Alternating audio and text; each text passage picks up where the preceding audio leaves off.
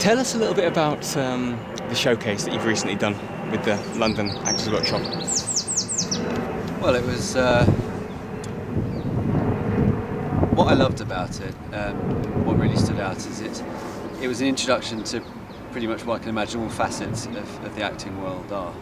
I'm quite analytical in my approach to things, so I wanted to find something that would be able to give me a good insight into the film, television, theatre, so the acting side, as well as actually the getting your way through the business, so the work side, because coming into acting kind of late, as it were, I really I've missed out on a lot of that, and if it's something you are going to pursue, you really need to know what you're doing at the right time, because it's a business. And that was one of the things that really stood out for me, and the professionalism, a nice balance of people too. You did 2 roles, didn't you? That's right. Tell us a bit about those. Well, sadly, Ignacio couldn't perform in the showcase, which was a shame because I thought he was great. He has a real character. So I was asked to stand in for him, and it was nice for me because it enabled me to play 2 characters. One, an overly cocky Lothario, and the other, a reticent, shy, sweet person. And initially I'd said I want to play something where I'm shouting and it's all very acting. But actually what I really appreciated was the 2 Johns chose something more delicate and something more in keeping with me, as they thought, and it helped me work with my co-stars. Which of the 2 characters did you find the most challenging? Or did you enjoy the most? Initially I thought I'd find the first character with Sandra. I thought I'd find that easier to do. Ex-guest, my guess. An ex-guest of yours, yeah. Fantastic. Yeah, lovely girl. Real character. I thought there'd be real fire and stuff, and it would be easier because I'm quite a passionate guy and all that. But actually, feedback from the audience was that yes, there was a good chemistry. But I also I actually like playing the more shy person. That was my favourite, personally. Yeah, I really enjoyed it. Yeah. I was able to, relate to it a bit better, and I got into character a bit more. So maybe that was closer to me. A rewarding experience? It was an incredibly rewarding experience. Do you know what? Nerves weren't there. They were, but they weren't. Is that a good thing or a bad thing in your eyes? It's half and half. I didn't want to feel as though I was cruising, but I also I felt confident in it, and that it will be okay. And I think it was. And I wasn't. Before I would be all jittery, but this one felt good. What did you get most from the course itself? What was your favourite aspect of the training? Favourite aspect was seeing actors actually in like a day in the life. John, leading the course, was an actor himself.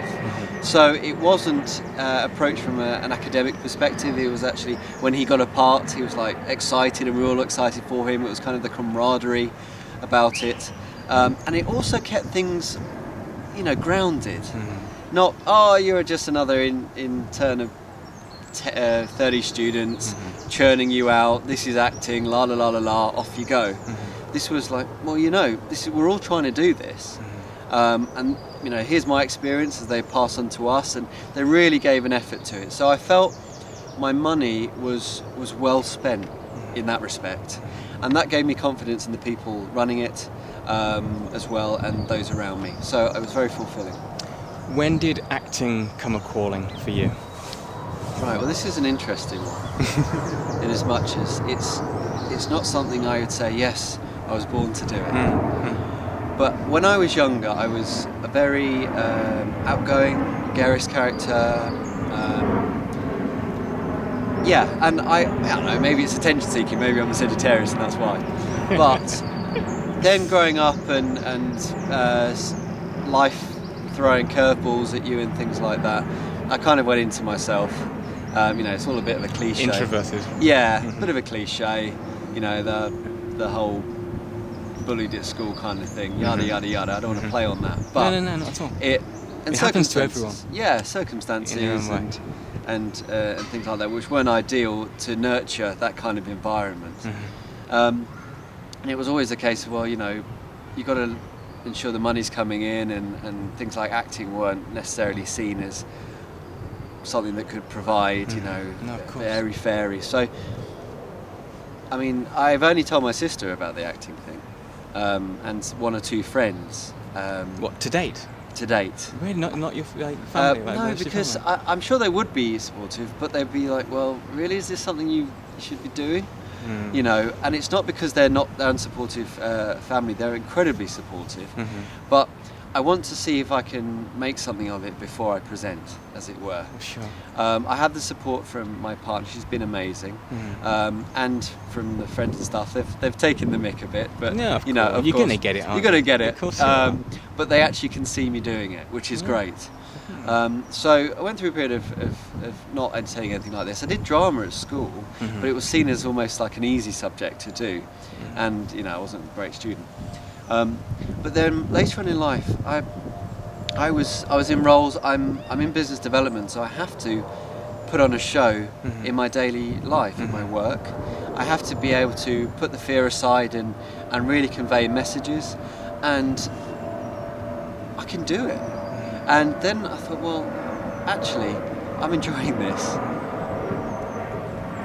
Somebody said to me in a job, "You're good at this acting," because we were having to do role play for an HR scenario, and they said, well, yeah, you should try it. And kind of a penny dropped, and I thought, well, yeah, I want to give it a go.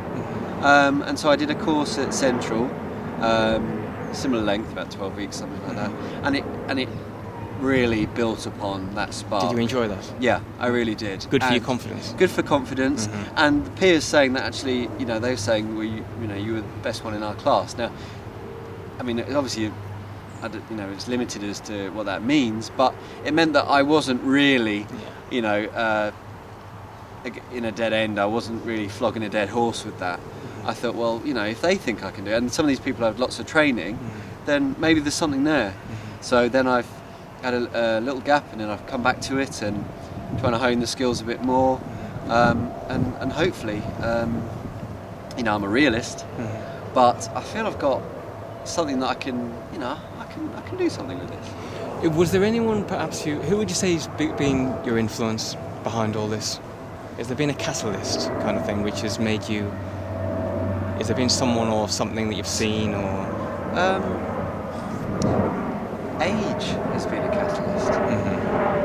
Not worrying about what others think.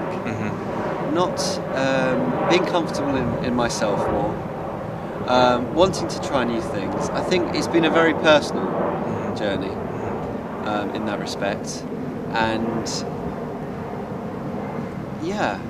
it's been a bit of an awakening, as bizarre as that might sound, but it's not succumbing to the humdrum of daily life, wanting, it doesn't have to be the be all and end all, but it can be there, and as well as being something that I ultimately like to pursue, it's also good for the soul, and I find that having that in my life is an outlet for a lot of things as well. So no real person. I mean, there's some fantastic actors obviously out there. I wouldn't necessarily go, De Niro, Pacino, or they Brando, inspired me. yeah. Well, they didn't. I'll be honest with you, they didn't. One actor that still stands out, and obviously it's the late Raul Julia. He was one actor who was a larger-than-life character, but could play empathy so well. And I was young when I saw him. Obviously, he passed away quite a few years ago. I was young when I saw him, and I'll never forget that. So, in terms of someone in the industry, him.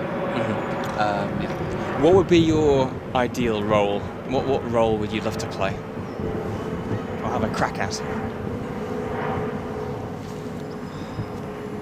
I think someone with deep internal conflict. because that resonates quite. That's everyone. Yeah, well, yeah, it's everyone. But I don't know. Maybe I'd need at the moment maybe not quite ready, but it's just someone who. I always think the best films I watch are ones that make me feel something, and I come out of a cinema and think, yeah, that really got me. It would be a role like that. Actions, yeah, one thing, and romance is another. If the romance can actually, you can relate to it. That's the kind of role, you know, I enjoy. It's more the emotional side of things. So.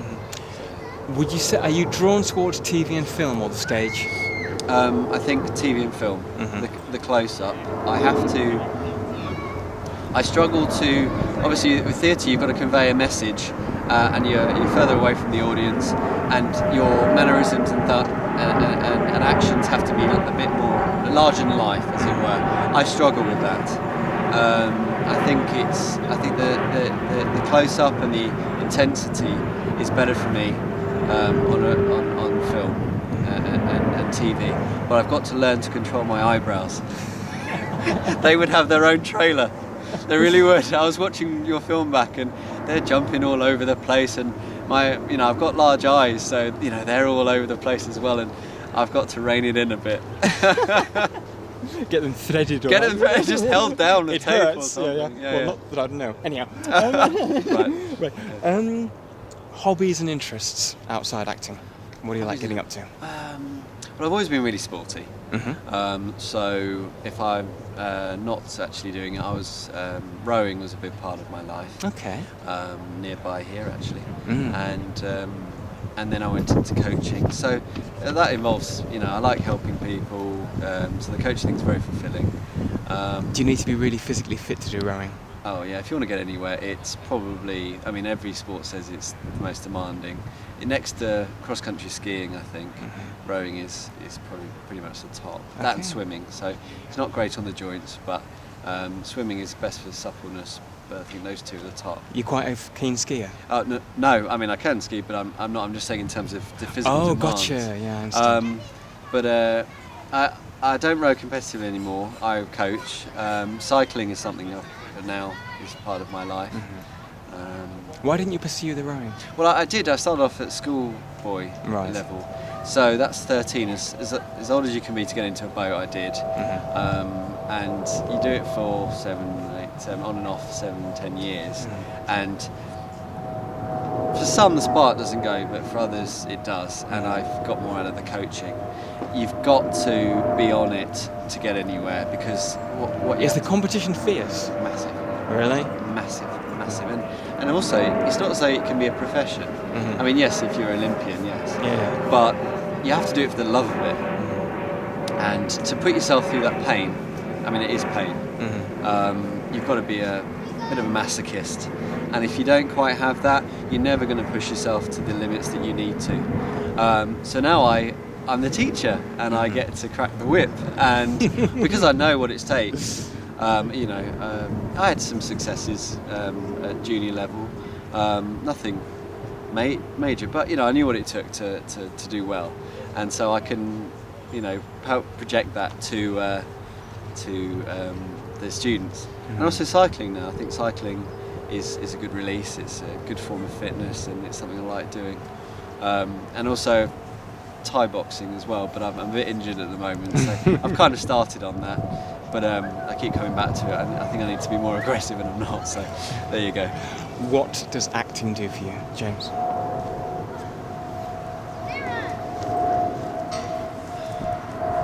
I think... So far,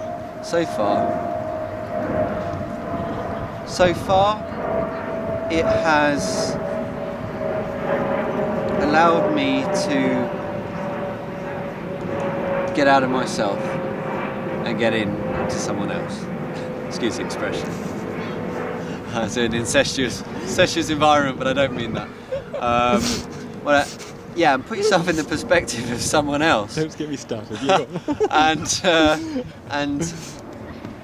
I thought it would be easy, because on a day-to-day, I can laugh and joke around, and I can very easily, mimic and take the persona of someone, etc. But actually, finding that person is hard. And what's been rewarding is the challenge of trying to do that. And also bringing myself to it, being able to add a little of me to the acting. So it's a discipline. It's something that I'm having to learn. So push myself. What would be the pinnacle for you in a career? I mean, even if it's just one memorable movie, something that is groundbreaking, something that, it just has to be one. I mean, I won't do Eliza Minnelli and just hark on about one film for the rest of my life, but I would, I would just one that people watched and thought, oh yeah, Got something from? wow, Yeah. I really felt it here, and that would be me. Okay, FTQ. Right. Have you ever been told you look like someone famous? Yes, I get told I look like so many different people. Mainly? Mr. Bean. It's the eyebrows and the mole and the fact that I'm dark, which is annoying because then they go, oh, I know that's offensive. Who plays him? Rowan Atkinson. Oh, you look like Rowan Atkinson. Well, shouldn't you look like Blackadder as well? Well, that's just it. I was living in the States, and they know Mr. Bean, but they don't know Blackadder, and they were like, oh, you look like that, Mr. Bean. Oh, he's so funny. Like, A sport Yeah. you like to watch? Sport I like to watch. Rugby. A film you would recommend other people to watch that was not a commercial success? Is there one that you really like that wasn't really out there? Oh, damn it, I wish. I'm always asked this. If I'm ever asked a film, and I always.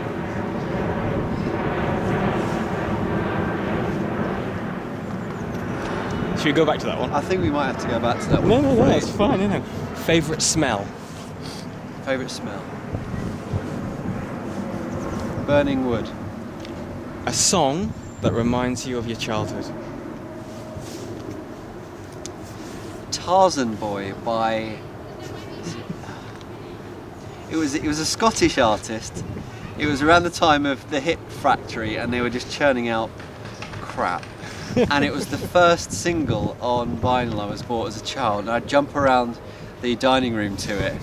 Oh, it's called. I found it again, and it's really bad, but all synthesizers and stuff like that. But that reminds me, it's probably my first childhood track, and then anything by Jive Bunny.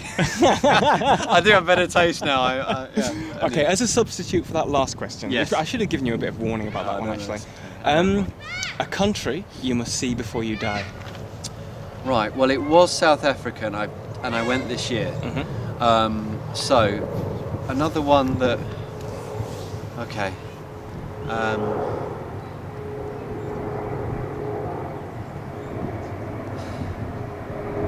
I haven't been to Italy, and I'd like to go to Italy. Rome? No, Or not Venice? not necessarily Rome. The hills of Italy. Okay. Probably northern Italy. I think. Not the typical tourist spots. Just remote villages.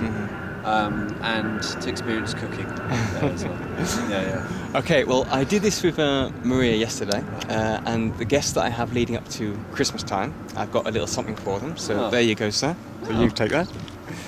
Okay. I'm sorry I haven't got you anything. No, get it out of it. No, if you just hold that up a little bit higher and then open it up. Okay. Yeah, you're going to open it up. You've got to be done. All right. So hold it up a bit while you're opening it up. That's it. You can read the card a I bit should later open on. the card. I was always taught to No. open the card. We think it like that. Oh, whoa. How's this? Now that's quality. Now turn it to the camera. That's a Let's have decent look. present. Go and show it up. There we go. That. I like your taste. Yeah. No, that's fantastic. No, you're welcome, mate. No problem at all. Oh, I'm really chuffed. That's brilliant. Thank you. Okay, listen. That's the coolest present I've had in years. Well, I like to think Oh, I like that. Okay, well that's fine. Well, listen. Have a lovely Christmas. Thank you. And a very peaceful, prosperous, and positive 2013 and beyond. Yeah. And you've been a great guest. You've been a great guest, James. Thank you very much, Rich. And may great roles come your way. I hope so. Thank you very much. It's been great. You're welcome. Cheers.